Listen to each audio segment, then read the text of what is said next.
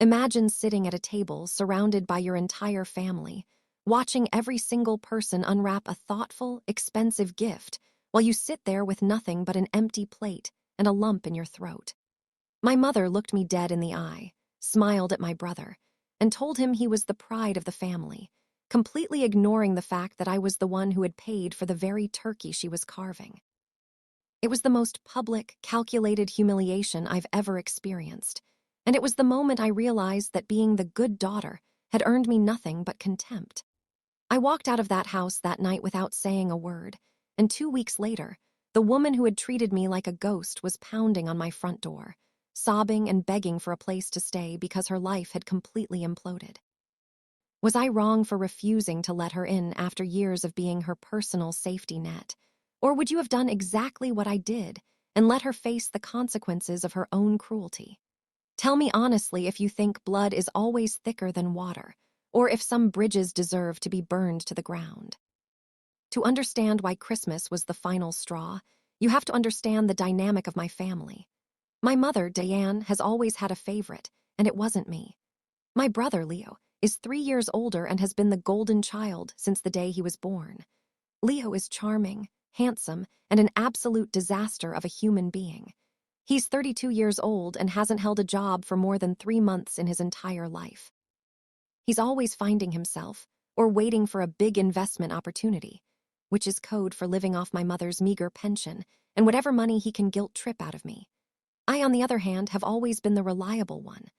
I worked 2 jobs through college, built a successful career in digital marketing, and bought my own condo by the time I was 27.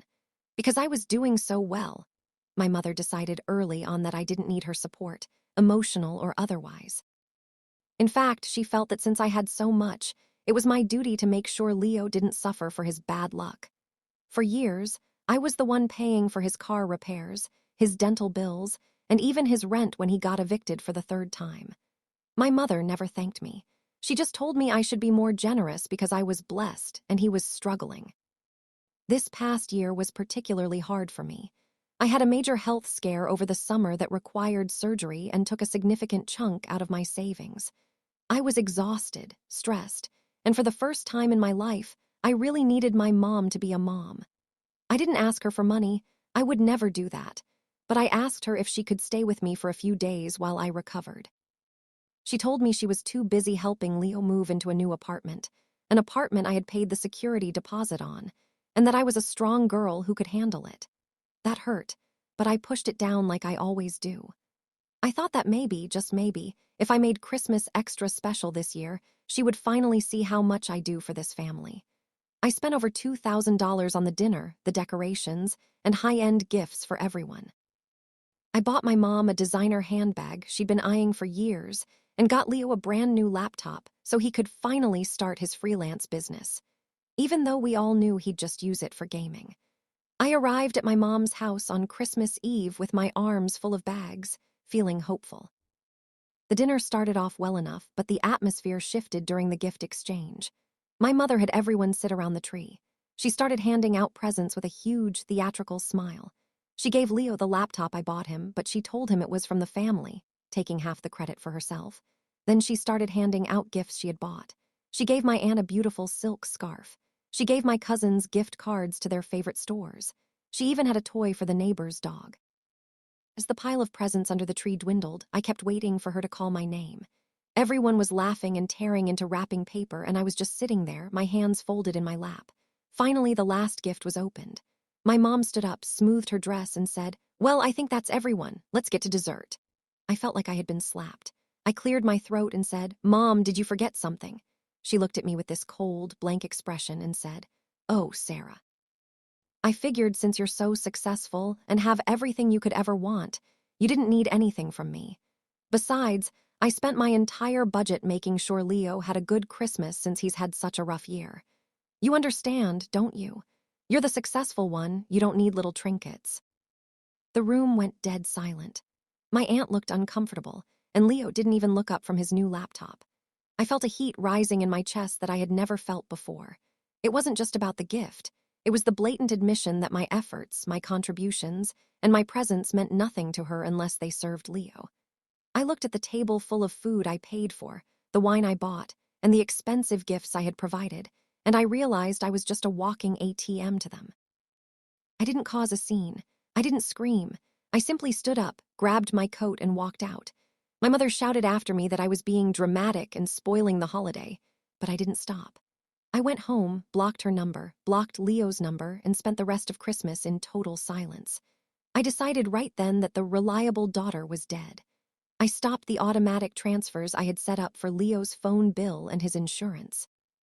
I contacted the landlord of the apartment I was co-signing for him and told them I was withdrawing my guarantee at the end of the month. I went completely dark. So that is the situation I found myself in on Christmas night. I had spent years being the backbone of a family that didn't even think I deserved a pair of socks under the tree. I decided to cut them off entirely. No money, no contact, no more safety net.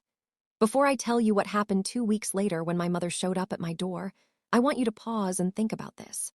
Was I being too sensitive about a Christmas gift, or was this a long time coming? What would you have done if you realized your family only valued your bank account? Drop a comment right now and let me know if you would have stayed to finish dessert or if you would have walked out like I did.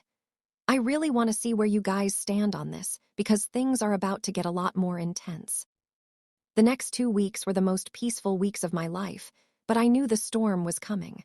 Without my financial padding, Leo's life collapsed almost instantly. Apparently, he had told a bunch of investors, who were actually just local guys he owed money to, that I would be covering his debts after the new year. When I disappeared, those guys didn't want to hear excuses. On top of that, since I withdrew my co-signature, the landlord told Leo he had to prove his income or move out. Since he had no income, he was out on the street. He ran back to my mom, but here's the kicker. My mom had been using the money I gave her for utilities to fund Leo's lifestyle, and she was thousands of dollars behind on her own mortgage. She had been hiding the foreclosure notices from me, assuming I'd just bail her out like I always did. Without my generosity, the bank moved forward. 2 weeks after she told me I didn't need a Christmas gift because I was so successful, I heard a frantic pounding on my door at 6:00 a.m. I looked through the peephole and saw my mother. She looked 10 years older. Her hair was a mess. She was wearing a thin coat in the freezing cold, and she had 2 suitcases behind her. Leo was standing by the car, looking sullen and refusing to make eye contact. I opened the door just a crack, leaving the security chain on. She started wailing immediately. She told me that they had been kicked out, that the bank took the house, and that Leo's business partners were looking for him. She tried to push her way in, saying, "Thank God you're here, Sarah. We have nowhere else to go. You have that spare bedroom and the couch is comfortable enough for Leo. We can stay here until we get back on our feet." I looked at her, then at Leo, then back at her. I asked her, "Why would you come here? I thought I had everything I needed. I thought I was so successful that I didn't need anything from my family. If I'm so self-sufficient, surely you and Leo are too." She started babbling about how family sticks together and how she was sorry if she hurt my feelings over a silly gift, but that this was a crisis. I told her that a crisis for her didn't constitute an emergency for me anymore. I reminded her that when I was recovering from surgery, she couldn't find a single day to help me. I reminded her that she sat at a table I provided and treated me like I was invisible. I told her that since she spent her entire budget on Leo's Christmas, he should be the one taking care of her now. She started screaming then, calling me ungrateful, cold-hearted, and a monster. She said she didn't raise me to be so selfish. I just looked at her and said, "You didn't raise me at all, Mom. I raised myself and I raised Leo and I even raised you. But I'm retired now. Good luck."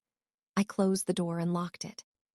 She stayed out there for an hour, screaming and banging, until I eventually had to call the police to have them removed for trespassing. The aftermath was messy. My aunt and cousins called me, horrified that I would let my own mother sleep in a car. I told all of them the same thing. If they were so concerned, they were more than welcome to take her and Leo in. Unsurprisingly, every single one of them had an excuse as to why they couldn't. It's funny how people only preach about family when it's someone else's bank account on the line. My mom and Leo are currently living in a cramped studio apartment that my aunt begrudgingly helped them find. And Leo is actually working a minimum wage job for the first time in a decade because he has no other choice. My mother tries to send me guilt trip emails every few days, but I just delete them without reading. I've realized that peace of mind is the best gift I could have ever given myself.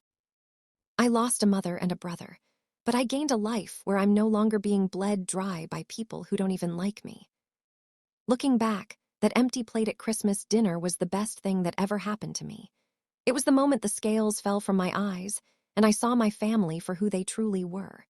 It's a hard lesson to learn, but sometimes the people you take a bullet for are the ones pulling the trigger. I've learned that you can't buy love, and you certainly can't buy respect from people who view your kindness as a weakness.